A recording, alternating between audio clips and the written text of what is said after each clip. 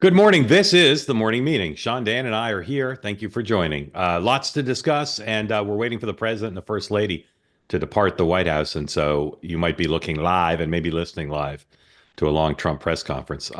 Thank you for being part of the two-way experience. The morning meeting is your way to simulate what happens at the broadcast and cable news networks every morning as they run through the day's events and then discuss it. But here you also get to ask questions. So please, if you're on the two-way platform and you share our presumption of grace and peace, love, and understanding, you have ethos, raise your hand, get a chance to ask a question of Sean and Dan, All right. which Over is under. Does he some, make comments? You brought it up. yes. I I think think, he does because he's going to be on an airplane for the whole day, and there's a whole news cycle for him to dominate. So I think he might. yeah, I agree. Well, I think he's got to. he did an interview with Time Magazine, which we'll talk about in a second. In any event, if you're watching here, please raise your hand if you want in on the conversation.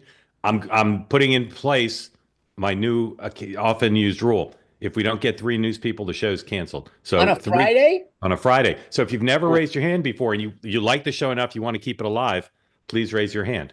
If you're watching on YouTube or X, don't raise your hand, but do not, under any circumstances, put smack in the chat. Thank you very much. All right.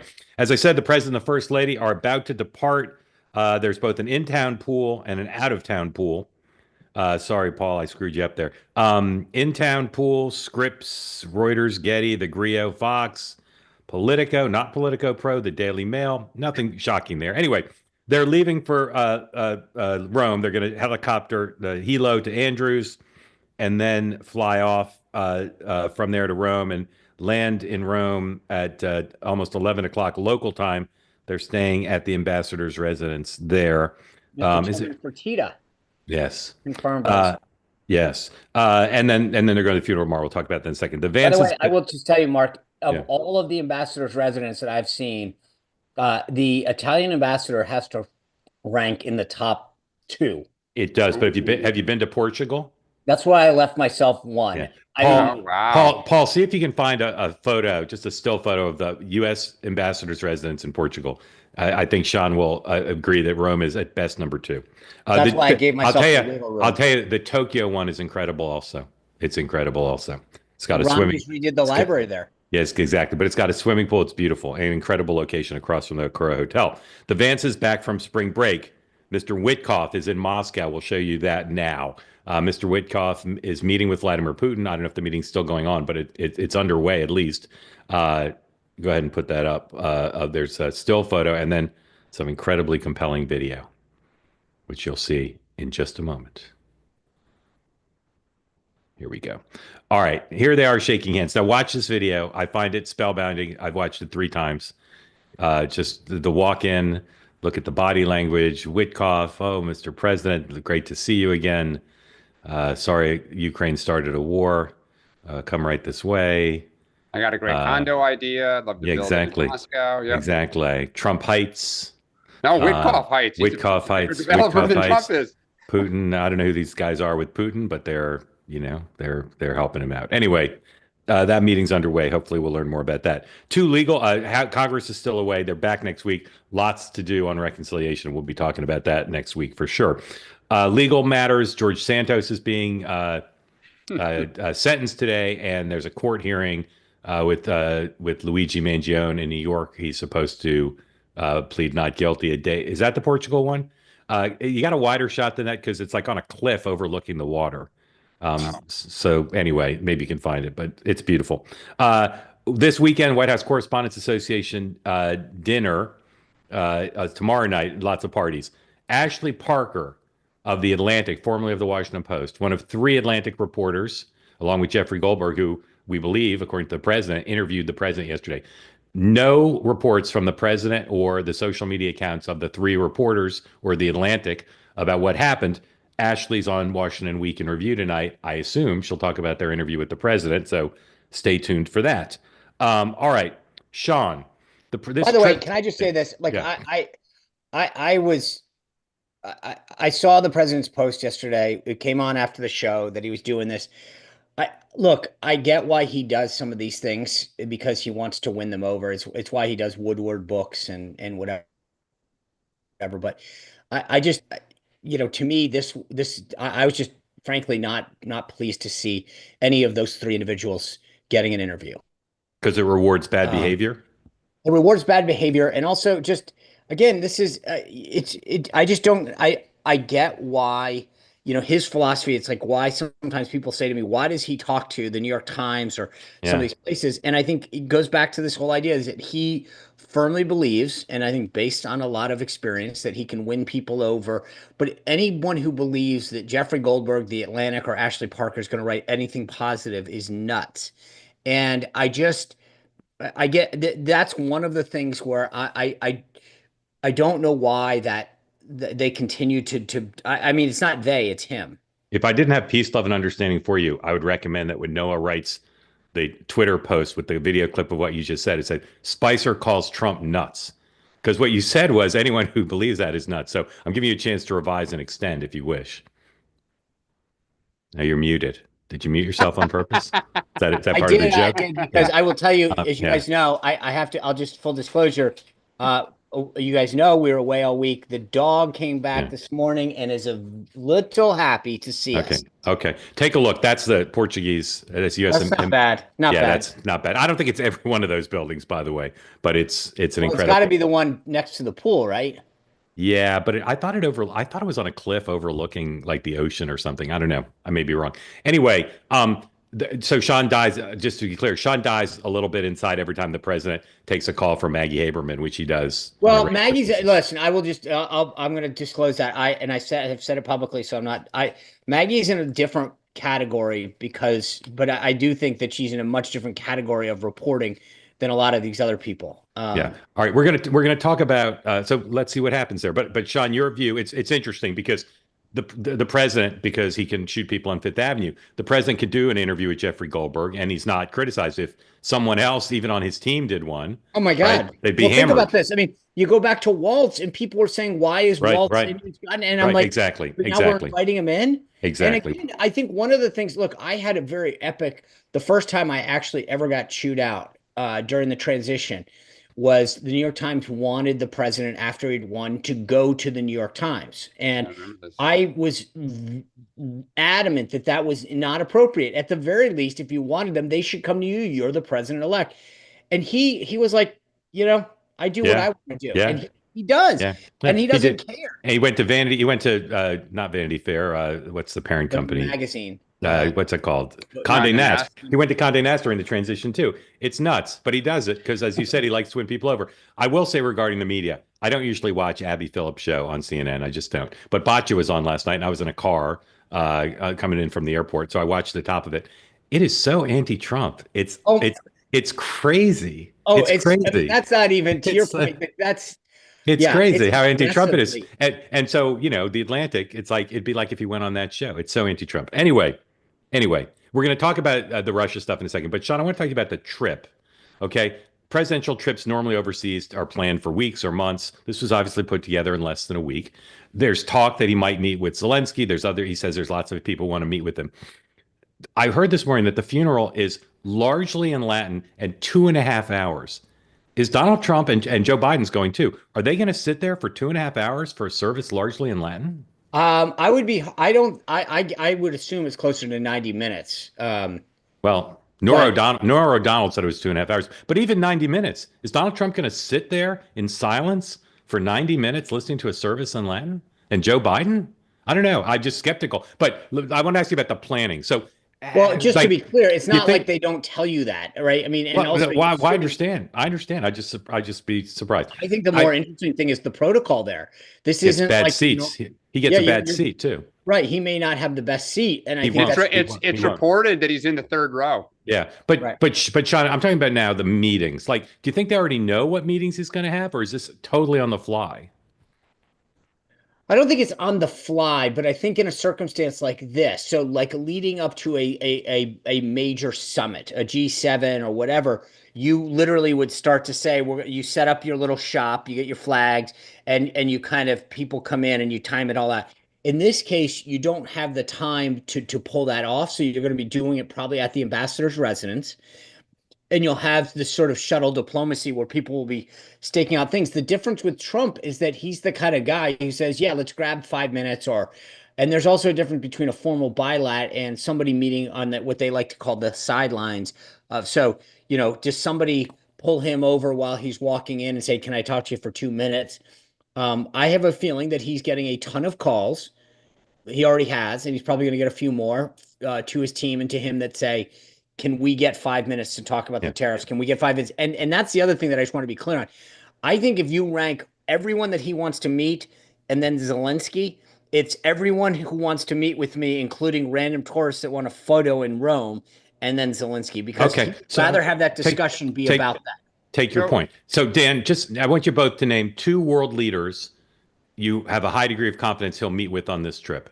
Name 2 each. Dan. Well, I also just want to ask you, Sean, just when I worked for Hillary and something like this would pop up last minute, she would want to be scheduled, boom, boom, boom, boom. That's she did not Hillary. Like free time. Right. That's Hillary. Does Trump like to be scheduled, like not have free time, or does he like just kind of feel it out? Like, let's talk to that person. Ooh, that person. Like, is he a game day feeler? Oh, he is a game moment feeler. Like he is the kind of guy. I mean, look, this is how he operates the Oval Office. He grabs, hey, come on in, let's go, let's talk. What do you want to think? I mean, like the schedule is sort of a very influx thing on any given day. Yeah. If I were a world leader and I wanted a meeting, I'd find the coffee shop closest to the ambassador's residence, and I'd sit there and I'd tell my team to tell the Trump team we're a couple minutes away. So if he has the impulse to see me, can be it. Dan, name 2 you think he'll meet with. I think I forget who the leader of Germany is now, but I think he will want to meet with that person on tariffs, and I think he will meet with Zelensky. Sean, name 2. Starmer and Maloney. I say Starmer and Zelensky. Even though I know you don't think he will. Okay. No. Just to be clear, it's not that I don't think he will. I think he'll meet with everybody before. Yeah. Okay. All right, Ukraine, Russia. The problem is, here's the deal. Once you meet with Zelensky, the narrative has changed. So if he meets with the prime minister of Uzbekistan, that's on tariffs. That's on an issue he wants to talk about. The second he meets on Zelensky, the entire trip is about Zelensky. Yeah, you're right. Okay, lots going on in terms of U.S., Russia, Ukraine. Yesterday, the president sent that Truth Social post telling Putin to stop another attack fatal attack by Russia overnight on Ukraine. So he didn't stop. The president was defied. A general, 106C, a general, or 107 rather, a senior Russian general was killed this morning. Not really clear who did it. Russia's saying he was killed by an explosion, I believe. Car bomb in Moscow. So, there's been all sorts of there's been a running theme of how much capability the Ukrainians have of killing people in Russia, including in Moscow. So, for all we know, Putin killed him. I mean, we don't know who killed him, but that happened. The president did an interview with Time magazine, and after being relatively tough on Putin yesterday, he does this interview, and he said 2 things that are not the least bit surprising, but will be vexing to those who are concerned about the contours of the deal the United States is trying to broker and about the president's often spouting pro-Putin propaganda. Here's what he said to Time magazine. I think what caused the war to start was when they started talking about joining NATO, the president said, meaning blaming Ukraine for the war and giving the reason, the same thing the Russians say. The negotiated peace he is pursuing would hand Vladimir Putin some 20% of the Ukrainian territory. Crimea will stay with Russia, the president said. David Ignatius, who's a great reporter, also a columnist, has more details in his column today in the Washington Post than I've seen anywhere else by far about what the plan the U.S. is trying to broker is. If you don't have a Washington Post subscription, get one or outfox the paywall because you'll want to read it. First of all, Dan, why is David Ignatius able to get details about the plan that no other reporter has gotten? That's a great question. I think it probably is they're trying to assuage the establishment that we've got an end game and we are wrong. Wrong. He got it from the Europeans. Okay.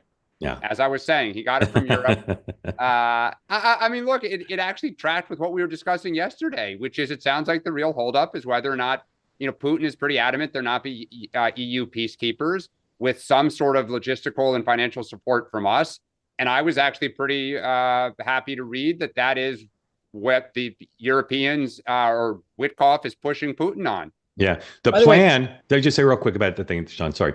What's distinctive about the Ignatius column, besides the fact that he has a lot of the details about what's in the plan, is he thinks it's very likely to happen, and he's very bullish on it. And Ignatius is a pro-Ukrainian member of the establishment. So if his reporting is right, the plan is much less unfavorable to Ukraine than is commonly thought. Sorry, Sean, go ahead. No, I think that's again, this gets back to sometimes how these stories get colored right now, that anything that Trump is for has got to be pro-Russia. And I think that's where the details matter.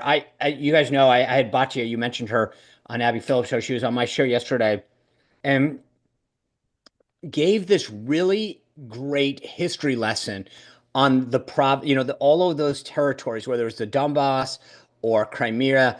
And I think one of the things that we lack in this discussion is context, just in terms of the history of those territories, who they belong to, some of the issues they've had in the past. And I only say that because it's not a pro or con thing, but one of the things that I find fascinating just about what not only what we discuss, but it's there you get sometimes this one myopic view, and we've talked about this, like, oh my God, Trump said that Crimea is going to go back. Well, it's not as simple as like it's always been Ukrainian for a million years and suddenly this is the issue, or that there's any kind of simple solution in which Crimea ends up as part of Ukraine.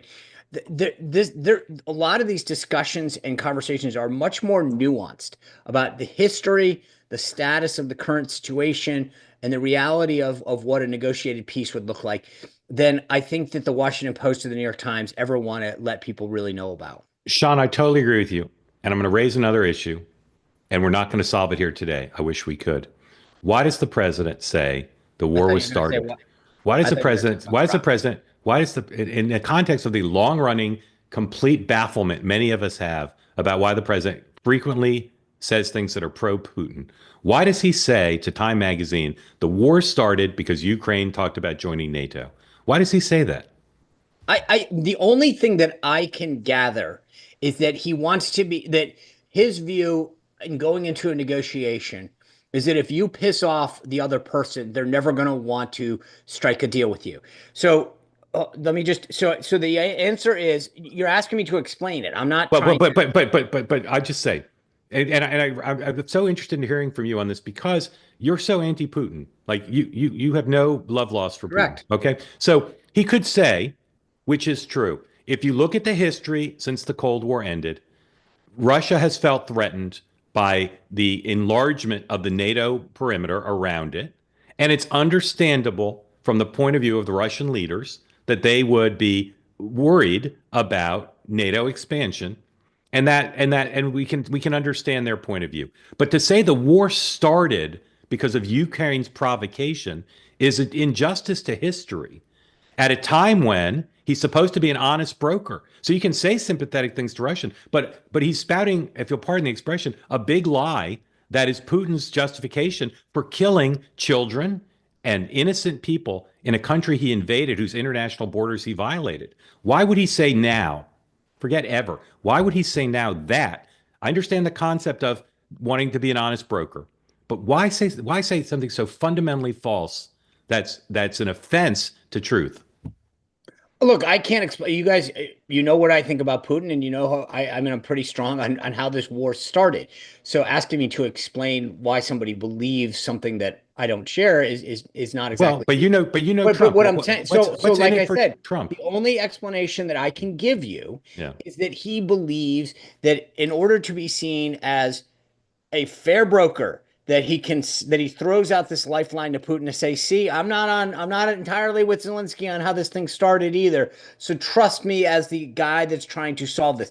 That's the only way I can explain it, Mark. Because again, okay. I'm not. Okay. Understood. I think if you're asking why, like I said, I agree with you. I think you can say, look, Putin's the guy who did this, but I believe in a negotiated settlement. Therefore, I'm willing to, to your point, many people would argue that ever sitting down with Putin is an offense, right? Correct. So therefore, but that's less offensive than just lying about the fundamental. No. So I get that. What I'm saying is, if this was me still advising the president, I could say, Mr. President, you could say that you don't agree with him, that they started this, but we want this, and here's how to do it, and still be seen as a guy who can bring peace. Yeah. Look, Hold on. The president's talking right now. Can we take that, please? Sorry. maybe he's answering us. I don't want to comment on that, but I've spoken to him many times. Yeah. From Japan. From Japan, I'm getting along very well with Japan. We're very close to a deal. Will you be meeting with the president? I'll be meeting with the Italian. Yes. Your prime minister? No, with President Zelensky. Oh, it's possible. How would you as First Lady remember Pope Francis, sir? How would you prefer? Very well. Good man. He loved the world, actually. And Mark, I think I saw a headline there that Trump said he spoke to Xi. I thought he was a fantastic kind of a guy. Time magazine that President Xi called you. When did that happen, and what did you discuss? I'll let you know at the appropriate time. Let's see if we can make a deal. The Witkoff-Putin meeting. Any updates on the Witkoff-Putin meeting, sir? The meeting right now. What do you hope to see transpire? They're meeting with Putin right now as we speak. And we have a lot of things going on, and I think in the end we're going to end up with a lot of good deals, including tariff deals and trade deals. We're going to make our country rich, but we're going to try and get out of war so that we can save 5,000 people a week. And that's what my aim is. I want to save 5,000 young men. They happen to be mostly Ukrainian, Russian. 5,000 young Ukrainian and Russian men, and that's a big honor if I can do it. I think we're pretty close. No deadline. I just want to do it as fast as possible. What? 12 states have sued over your tariff plan. What do you think of those who voted for you? I think the tariff plan is doing very well. We're resetting the table. We're going to make our country very rich, very, very rich. It's already happening. Thank you very much. Okay, kind of a lightning round, huh, Dana? Well, let's see what they say here. Very well. Witkoff meeting with Putin right now. Japan close to a deal. Spoken to Xi several times, but perhaps not specifically about tariffs. A little bit gray, I would say, right there. And potential for some leaders, some meetings with leaders in Vatican City. I was just thinking about 8 months ago when President Biden would try to take questions outside of well, the helicopters worrying. Okay, I will say is so accessible. And I have a long-running conversation. You can kill the audio. I have a long-running conversation with. You can leave the video up. I have a long-running conversation with one of my journalistic colleagues about whether Trump has been having secret conversations with Xi and Putin for weeks or months. I think he has. And sometimes he says he has, and then the staff says, no, he really hasn't. But I think he has, and he sort of said, I actually disagree with you. I think maybe on Putin, I don't. Here's what the tell was to me the other day when she said that there are no meetings at a high level.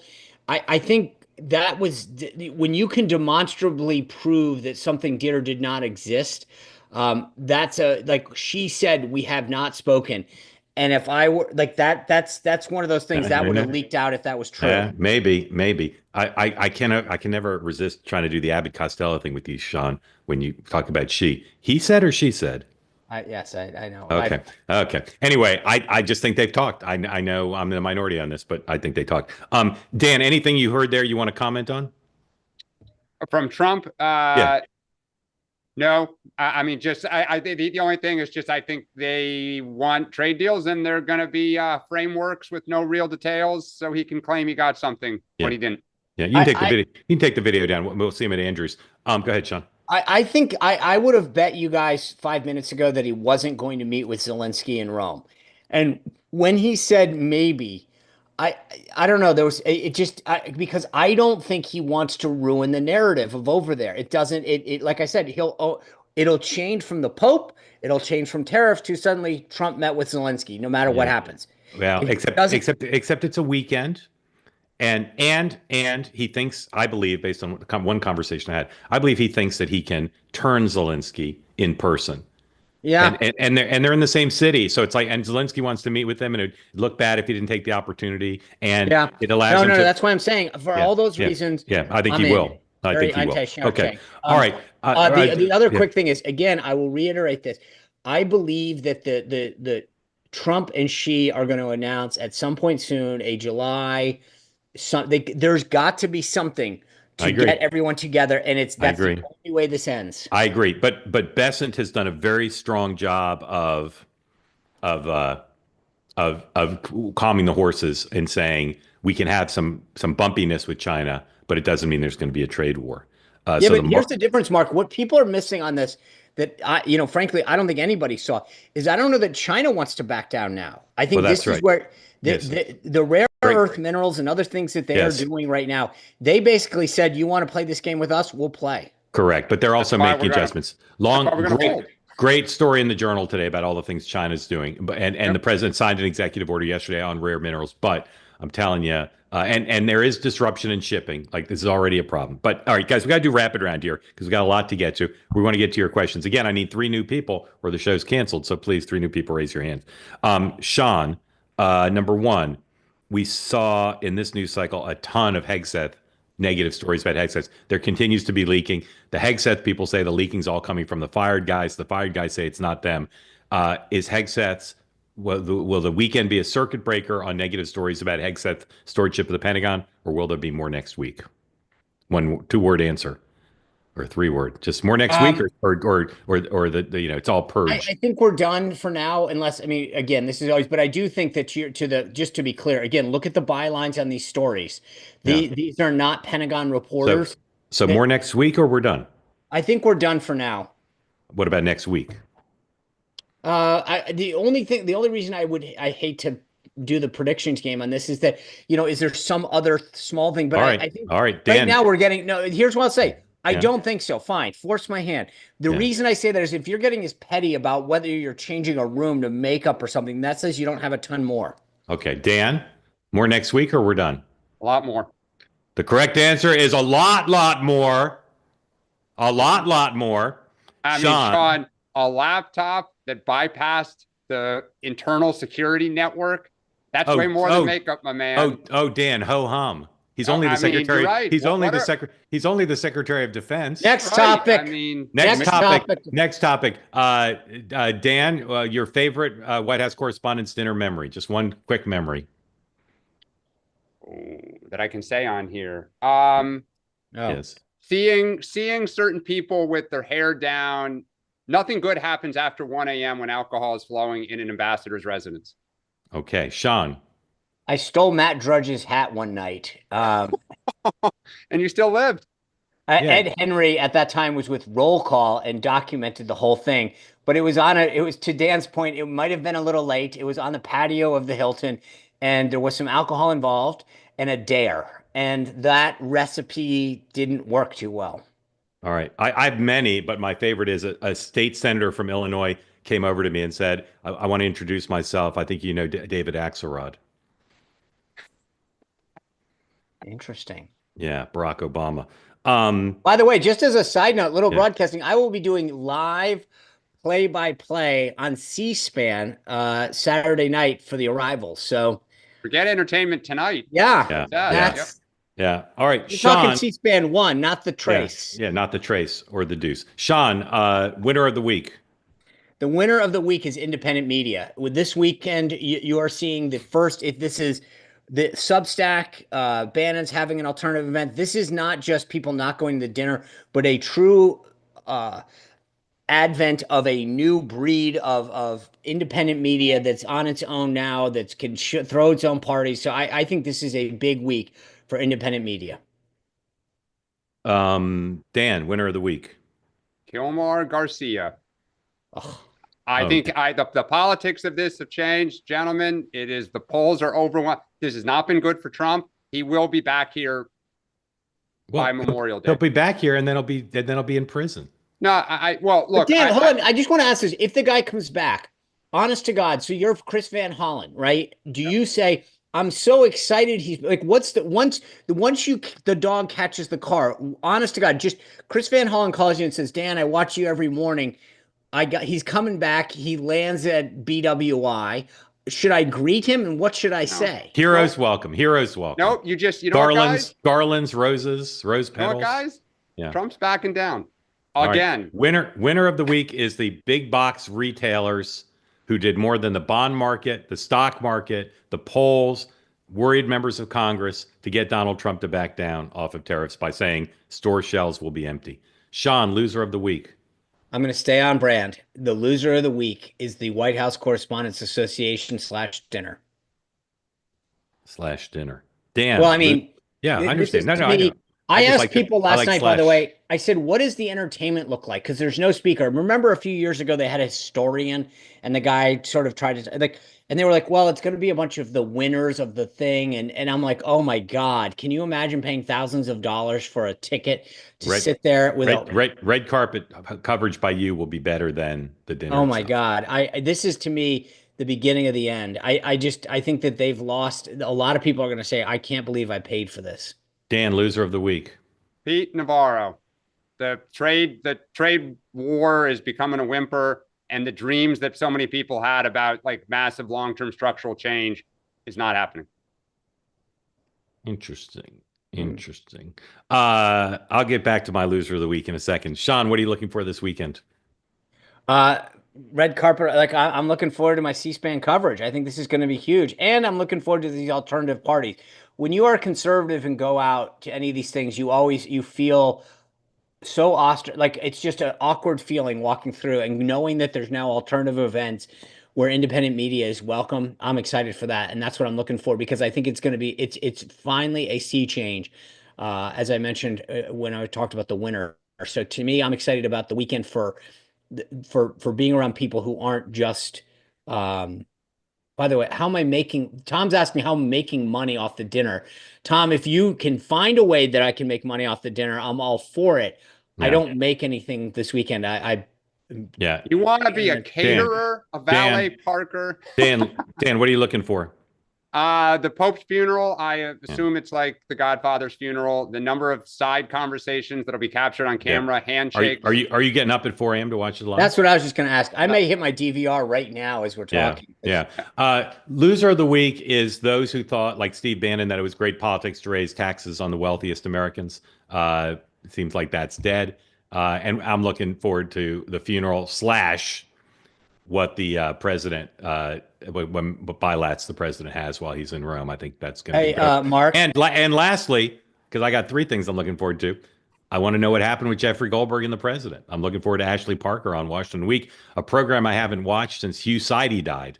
But I'll be watching. All right, I'm not following the rules anymore. Both of you guys just hold on. 2 questions. Why, if you're the Atlantic and you score this interview, which that's what I've been asking. Why would you break? But I'm just asking you. So you go on. Wouldn't you want to put it out in the Atlantic before you go on Washington Week? Well, maybe the story's going to post this afternoon. Right. No. I'm just saying. I'm asking you because I think that they have to post something before she goes on a show to talk about what they did that gets their headlines. Number 2, just a little preview for you. Monday, you name checked him, Steve Bannon on the Sean Spicer show. So I'm taking notes. Okay. All right. Oh, I got a question. You got a question for Bannon? Let me know. Yeah. Okay. Hey, Ribbon, have you been on the morning meeting before? I have not. Ribbon, you're one third of the way towards saving the show. Thank you for that. Grateful to have you here. Tell folks who don't know where you are, what that pillow is made of, and what's on your mind.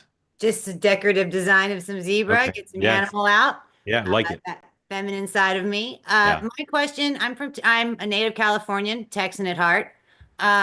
Would like to say that. If America isn't first, then who is? Because the world doesn't play by everybody gets a trophy. China is pretty much just our bad abusive relationship that takes advantage of us. And where's our middle class America anymore? The belt. We know that China will have us in the WTO or will be in the WTO and will take advantage of everything that we do.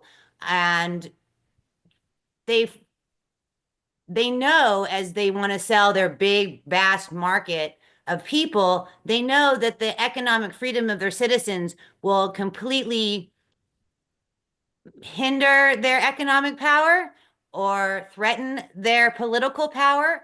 And that will not take place, as Tiananmen Square all showed us. So why aren't we looking back to historical events to see where we are in the world? The EU was built upon a governing taxing entity to become economically competitive with the United States. We all know that to be true. And everybody is taking advantage of where we are prosperous. When everybody and all of this started last century, it was we did our thing and everybody wanted to be a part of it. And everything was going to stay the same here. And all we've gotten used to is a lot of cheap stuff. And if it hasn't shown our dependency on China with antibiotics, PPE, I mean, I don't know, COVID restrictions, I mean, viral, a lab leak, it's not, I mean, pick a side. Ribbon, you gave us so much there and you spoke for tens of millions. Dan, what do you think of what Ribbon said, or question for Ribbon? Yeah, no, Ribbon, a lot of what you say is right. I think the challenge is we are so integrated now with China. I think where the shame of this is in terms of the confrontation with China is if Donald Trump had run in 2023 and 2024 and said, this is going to be a multi-year battle. There's going to be a lot of pain. We may have inflation, but this is necessary because it is a war we have to win to bring back manufacturing. And as you say, pharmaceuticals and our war machine needs and our AI and everything. Instead, what he said is it's going to be easy, art of the deal. Don't worry. Because he's always trying to paint it as we win. I don't break a sweat. I know what I'm doing. He set this up. He set it up for failure. So I said on election night, the idea that Trump is going to be some savior that comes in, he needs to be honest with the American people. We had an inflated stock market, overvalued stock market at the end of the 90s. We had a balanced budget that back-ended everything in liability for President Bush or the former president.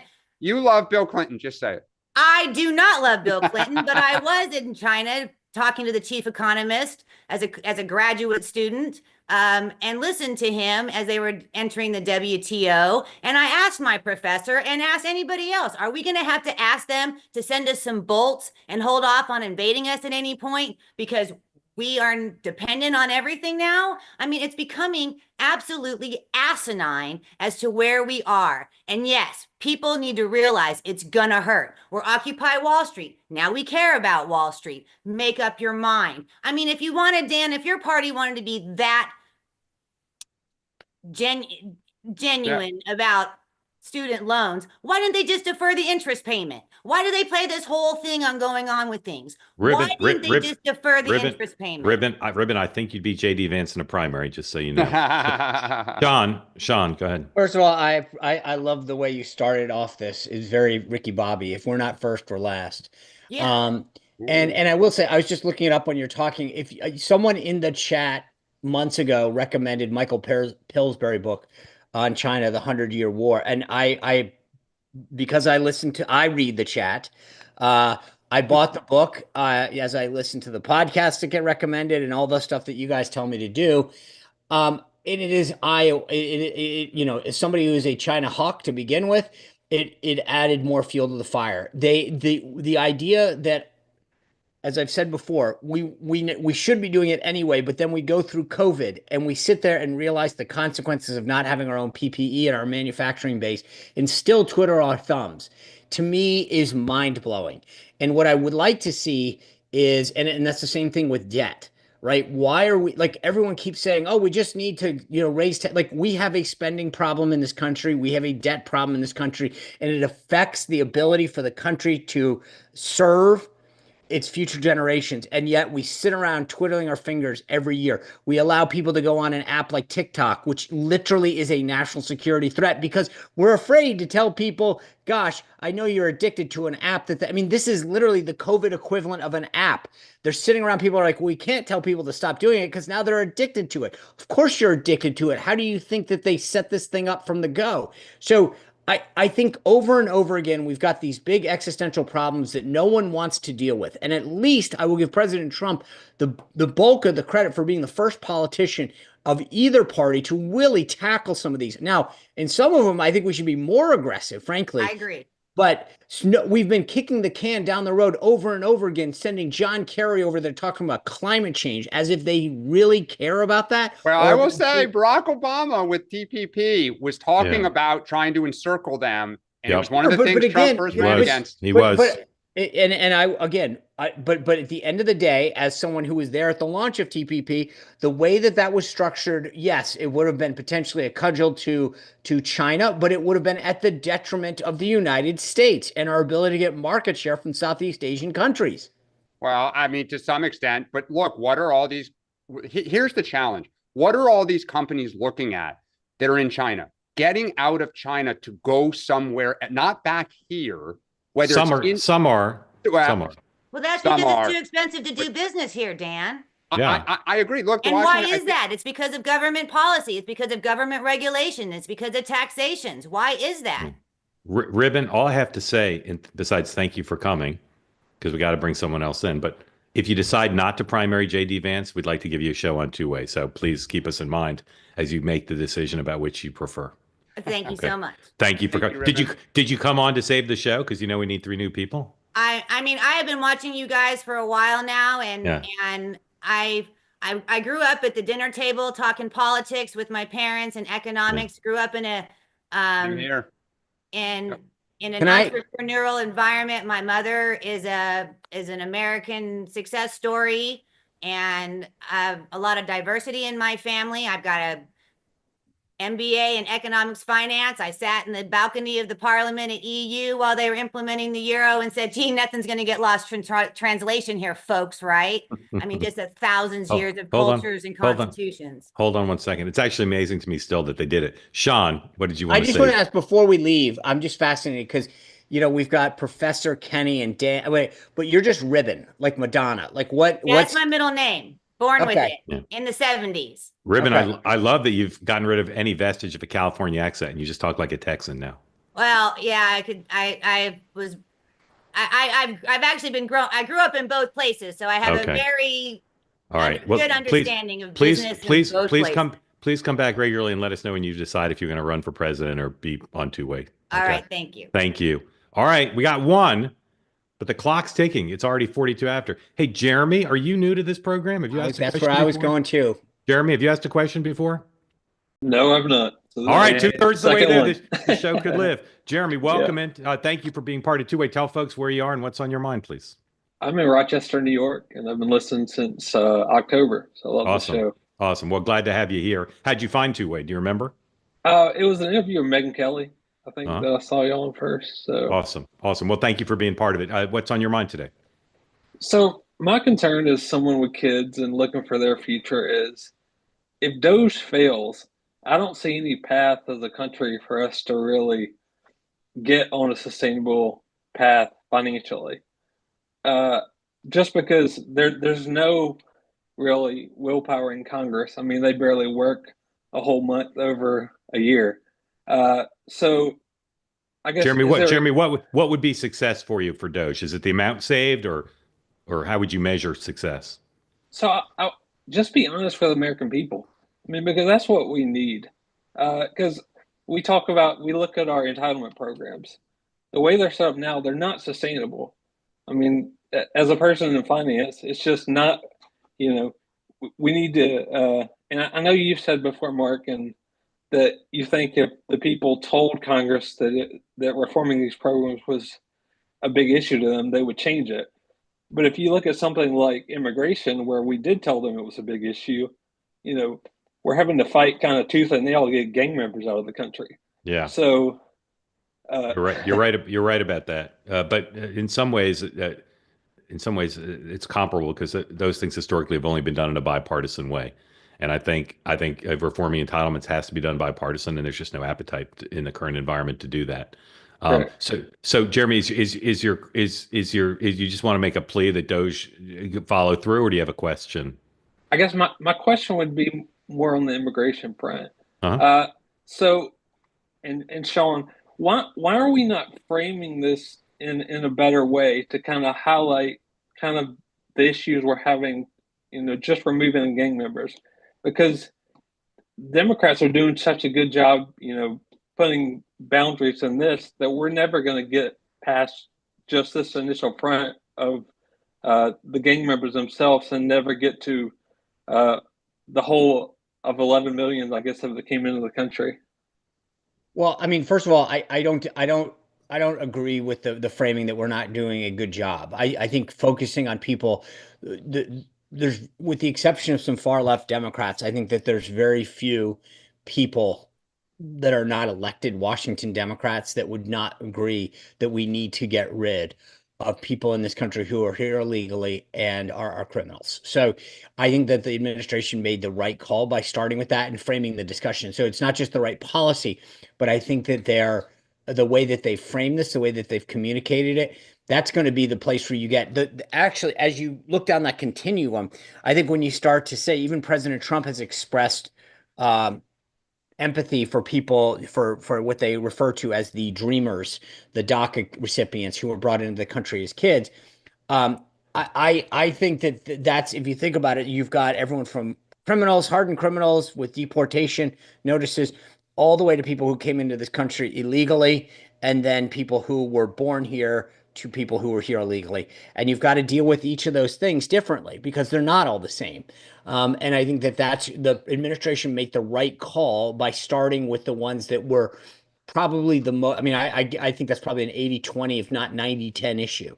So I think that was the thing. The one last thing I do want to say about Doge and is, I think Elon has clearly grabbed all the headlines because he is who he is. But I will say that what reassures me as a conservative that believes our government is way too big, way too inefficient, way too ineffective, is that Russ Vought, as the OMB director, will be the new champion of that effort. And he has played a lot in the shadows, but he is the real superhero in this whole effort. Dan. I think the challenge with immigration is you don't know who is. So take the mob, right? The old classic Italian mob. When somebody walks down the street, you didn't know if that person was in the mob, right? You kind of might maybe thought about it, but they got Al Capone on taxes, right? That's where they ultimately caught him. The challenge that's always been the question with trying to get rid of whatever it is, 10, 20 million people, is you don't know who they are, right? They're in the shadows. They're your neighbors. They're your like people who work. And you might be like, oh my gosh, your family came here illegally 20 years ago. Like I only know you as like Bob on the corner. And so even with Mr. Garcia, right, he wasn't accused of a crime. There was no warrant for his arrest, right? They saw tattoos. They thought they were hanging out in a parking lot and like some stuff might be happening. But this is the challenge of how do you execute this in a kind of humane, lawful way without making a ton of mistakes. Yeah. And that's, I think, is the balance. I'll just say on Doge, as Elon Musk kind of limps out, I said this earlier in the week, I'm so fascinated to see what history says about this, because it's being reported about how many things on the Doge website have quietly been deleted, savings they claim that just didn't. I mean, I mean this not to be snarky. They were lies. And the question is, how do you do this without hitting bone? And Elon started hitting a ton of bone. And that was where the pushback came. So it may be as a country, we decide that bone shouldn't exist, but it was never debated. It was not what Trump ran on. I'm sorry, that's nonsense. He never did, right? Yeah, he may not have run on it, but I still think, I mean, it's a good government thing. The idea that we have to have, I find it, and here's my concern. Like I said, I'm just so glad that Russ Vought is there and that there's a discussion or hopefully a promise of a rescissions package.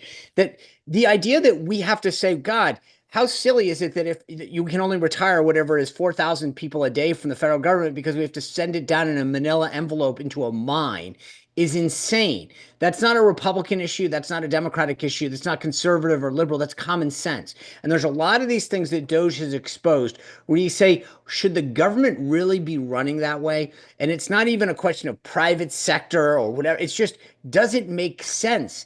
And the answer over and over again is no. And it shouldn't be us versus them or, this should be. That's a modernization issue that requires funding. It requires new systems, I think you're right, Sean. It's worthy of a debate, but that stuff is 0.0001% of our problem.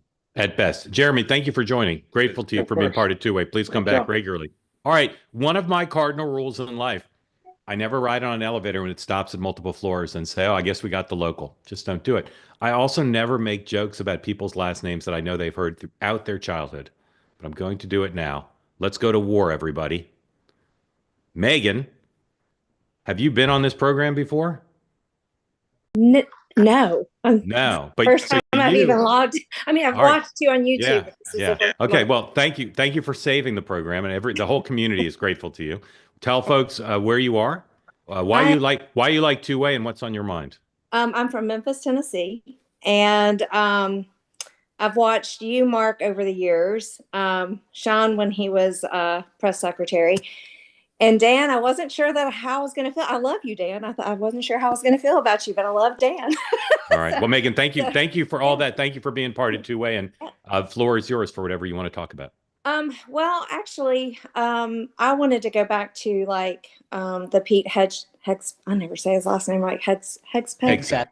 Yeah, Yep. Hegseth. Sorry. So my son graduated last year from VMI, and he's a second lieutenant in the Army. And unfortunately, he went to VMI when there was a lot of turmoil over there, and saw what, I don't want to say the word woke, but when they try to bring that in, what it can do to a military institution. And personally, I'm relieved he's over at the Department of Defense, because I feel like he actually cares about the people that are actually serving. But I do understand the problem of running the building. Like everyone says, well, he's got to manage the building. He's got to manage the building. But how do you manage the building if you don't have the, what am I trying to say? Like the people that are in the Army or Marines or Navy, like you need a leader that's kind of one of them. And how do you get that in a person that they can manage the building and also inspire recruitment, and like he's done? And I guess that's my question, because it seems like he's really good on this one end of inspiring the people that are actually serving, that are doing the work in the field, or that they're going to have to put their lives on the line, versus the people that are in that building making decisions not doing that. Does that Yes, ma'am. Great I'm question. a little Megan. nervous. I'm very nervous. Don't be nervous. You did great. Really good question. Sean, thoughts on Megan's question? Well, first, Megan, thanks for coming on, and I appreciate the question, and thanks for your son for serving. First of all, I will say you bring up a really good point, right? If you look at the past, there's this battle between what qualities do you want at someone at the top, and I think one of the things that you've seen is when you get to the 2, 3, 4-star level, sometimes you're insulated from the issues that the rank and file, right, exactly, airmen and Marines face. And I think that's something that one of the things that Pete brings to the job that is so different is when he talks about a warrior ethos, he knows what it's like just the idea that he's going out and PTing. Like, I know it doesn't rise to the level of stuff, but like, and this isn't like a slight against Lloyd Austin in particular, but like there was a joke for a while about how many sec defs could have ever passed the PT test. And I'm not trying to be discouraged. I mean, like, look, what a lot of times when you get to that age, whether, or even so it's not a disparagement, but I think for a lot of folks, they feel like, hey, if I got to stay in standards, he needs to stay in standards, right?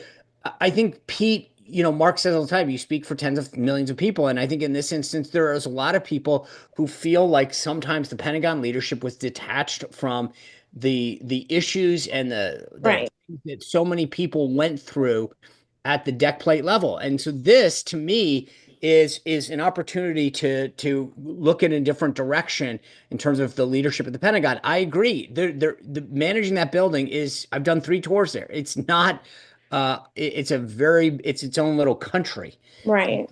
And so I get it, but I also think that we had gone into a direction that was not healthy in terms of the focus of many of the where the leaders wanted the armed services to be. And the numbers don't lie. Recruitment is up. I know it's not is poll tested, but I think morale is generally up. And I think that matters. Right now, we need a fighting force that isn't worried about their pronouns and more focused on understanding. Exactly. And what it did at that institution when he was there, when they tried to they brought that in. He started during COVID, and I'll tell you, it was really hard to see. There's one story, without getting too specific on it, that there was an issue that someone had highlighted where a young officer was asked to give their opinion about something, and They did it on a social media site, and afterwards I said to some of the leadership, "Do you understand what was wrong with that?" I said they used the word me over and over again in this video. Here's what I liked. Here's what I did. Here's what I did. Right. And I said, you see the fundamental problem. Officers are there to take care of their shipmates, their soldiers, not to serve themselves. And if you get into the military and start thinking as a junior officer, me, I, then we have sent the wrong message to our officer corps about what your mission is supposed to be. It's to take care of your sailors and your soldiers, make sure that they are ready, that they've prepared to deal with the threats that we face as a country. And the ethos had changed from here's what I am doing, here's what I get out of serving, here's what it's all about for me. That's a dangerous place to be for a military. Dan. Yeah. Megan, are you and your son inspired by the change that Pete Hegseth has brought, or that Donald Trump has brought, or both? I would say it's, in terms of this question, probably more Pete. I would say more him. Yeah. I mean, yeah. Well, the Hard reason question, I ask yeah, is yeah. The reason I ask is, would your son and you potentially still have the same confidence if there were a new secretary, but following the Trump, kind of orders, following the Trump goals? Or do you think that, Pete Hegseth, the individual, is, for all the reasons you just gave, is what gives you or your son confidence? I think it's a little bit of both. I mean, that's a great question. You're really making me think about that. Sorry. No, it's a great, no. And I'm, again, a little nervous. I'm not a big. You're doing great. You're doing great. But there's no wrong answer. Yeah, exactly. I think that it would be a blow to see him taken away so soon for kind of backbiting type of things. Yeah. I think that would be, I think that's a, I think give him a little time, all of that. Could I get behind someone else? I guess I wouldn't have a choice but to hope that they would do a good job, because it's my son, Yep, of course. Great answer. Yeah, and I don't want to speak for my son, because I just don't do that. But as his mother, he was a brain injury therapist who does not want him jumping out of planes, but he's going to be doing that. I want to see him well cared for, or at least his interests looked out for. Yep. And I don't feel like that's always been the case, that people just don't care about the people that they're sending in to these, conflicts. Yep. And if he's got to be sent into one for good reason, then that's so be it. But I don't want to see it just, it doesn't matter. I don't think they always consider the people that are being affected, Right. So, Megan, couldn't be more grateful to you and the other two new folks for coming on. Honor. I'm so Thank excited. you. Thank you for being on. Thank you for saving the show. Grateful to you you're for welcome. that. All right, Send it to everyone. So, great. So lots going on with all of us. Announcements coming soon about a bunch of new programs on Two Way, including another program involving Dan. And I say that because Dan's going to add a show. It doesn't mean he's leaving the morning meeting. I'm going to tell you in a little bit about something I'm adding. Some of you know about already. But Sean, you're anchoring tonight. What time's your coverage start? No. So tonight, tomorrow night. Tonight's Sorry. the show. What's on your Chris Wilson tonight? We're going to break down his deck. Yeah. And actually voter sentiment. And I'm actually thrilled. Like I've got his deck, and I'm so excited to hear it. And then Monday's Bannon. Saturday night, C-SPAN 1 at 8:00. And then I will be watching you, Sean. Okay. Thank you. So again, Sean has Chris Wilson on tonight with the deck about public opinion on immigration and other issues. Tariffs. Tariffs. No, tariffs and immigration. You're right. Yeah. Tariffs and immigration. Fascinating. So you're going to want to watch that. Okay. And then his coverage tomorrow night, and then Monday night, Bannon. And Bannon, again, some of you probably don't like Bannon. Probably some of you think Bannon's a peripheral figure. Bannon is at the center of so much of what's going on. Now, let me tell you about me. I'm on Drew Holden's podcast, American Compass. Taped it yesterday. Oh, he just did that one with Orrin Cass, by the way, who was got a lot of. So Drew and I go to Drew Holden. You can American Compass. You can hear the podcast with him on the media. Today I am the solo guest on Megyn Kelly's show, so I'm going to take a little rest between now and then, because next week my new show on Megyn Kelly's network begins. It's called Next Up. It'll be on Tuesdays and Thursdays. Not part of Two Way. And I'm not scaling back anything at two-way. In fact, stay tuned. I'll have more to announce about my role at two-way, but I'm still doing everything at two-way. So just to allay any confusion, this program, my evening program, other shows, all continue my work building the company with my colleagues. But next up will be on Tuesdays and Thursdays. You can watch it on YouTube. You can also hear it on as a podcast on any podcast platform. My first two guests next week are two prominent politicians who both host their own video podcast. Ted Cruz on Tuesday, Gavin Newsom on Thursday. You want to watch it on YouTube, you can, Tuesdays and Thursday afternoons, or listen to it as a podcast. And I'll have a few more media appearances for those who have an insatiable interest in listening to me on television or podcasts. Stay tuned for more, as I'll be promoting the launch of Next Up. Thank you. So you also have the first 2028 forum, it sounds like, next week with Cruz and Newsom. You could look at it that way if you wish. Thank you all for watching. Thank you for the 3 new people. Sean, welcome home. Everybody stay tuned for more announcements about Dan. We wish you all a very nice weekend. Don't forget to set your alarm or your DVR for the Pope's funeral, and then Sean tomorrow night. Thank you for watching. I'll see the Pope and with Sean. Of course, I'll also see you tonight at 6 o'clock Eastern time for two-way tonight with full coverage of everything. Thank you. Good day. Your parents will be proud, Sean. You and the Pope. Thanks.